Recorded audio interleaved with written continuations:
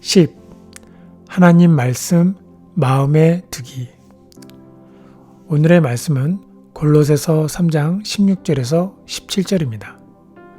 그리스도의 말씀이 너희 속에 풍성히 거하여 모든 지혜로 피차 가르치며 권면하고 시와 찬송과 신령한 노래를 부르며 감사하는 마음으로 하나님을 찬양하고 또 무엇을 하든지 말에나 일에나 다 주 예수의 이름으로 하고 그를 힘입어 하나님 아버지께 감사하라.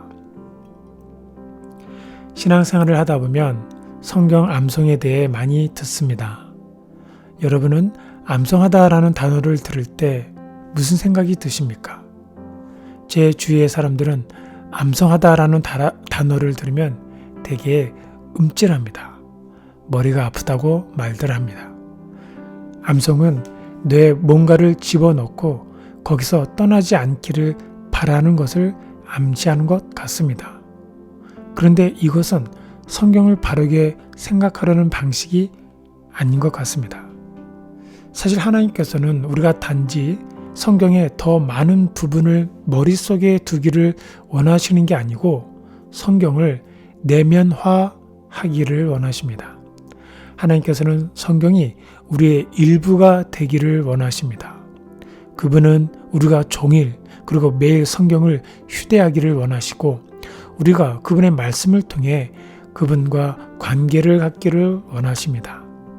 하나님께서는 애초에 그분의 말씀을 기록하도록 성령의 감동을 주셨던 사람들만큼이나 우리에게도 그분의 말씀이 생생하게 살아있기를 원하십니다. 그래서 성경을 내면화하려 할 때마다 우리가 명심해야 할 것이 있습니다. 단순히 단어들을 아는 게 아니라 말씀을 아는 것이어야 합니다. 이것이 내면화의 핵심입니다. 성경을 마음에 두는 것이 바로 내면화입니다. 신명기 6장 4절에서 9절까지 말씀을 마음에 새기라고 말씀하고 있고 시편 119편 9절에서 16절에도 말씀을 마음에 두었다라고 고백하고 있습니다. 골로새서 3장 16절 17절에도 말씀을 너희 속에 풍성히 거하라고 말씀하고 있습니다.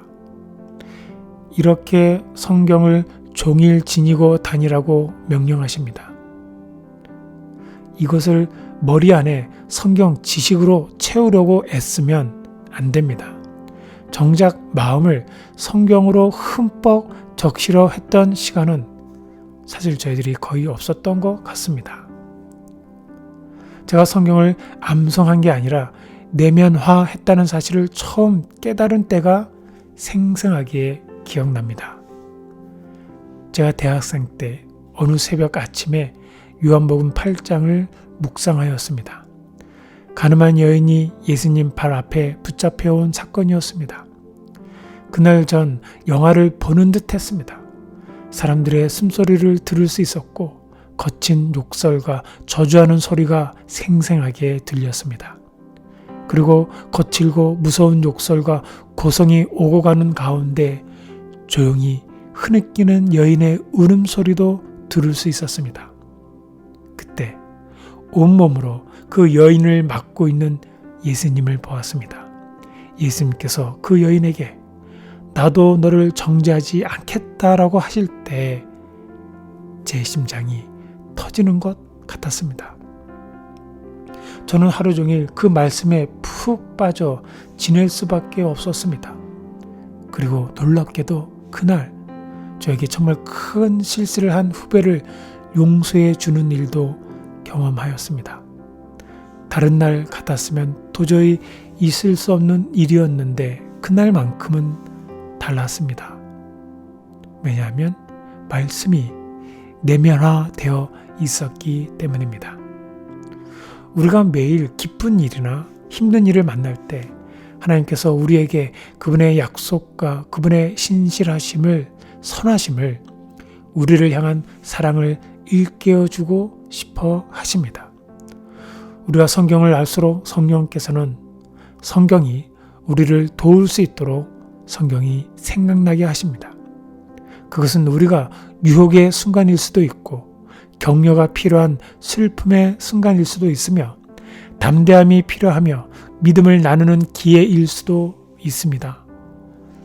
우리가 애초에 성경을 마음에 드는 일을 해 두었다면 성령께서 우리로 성경을 기억나게 하실 가능성이 훨씬 커집니다.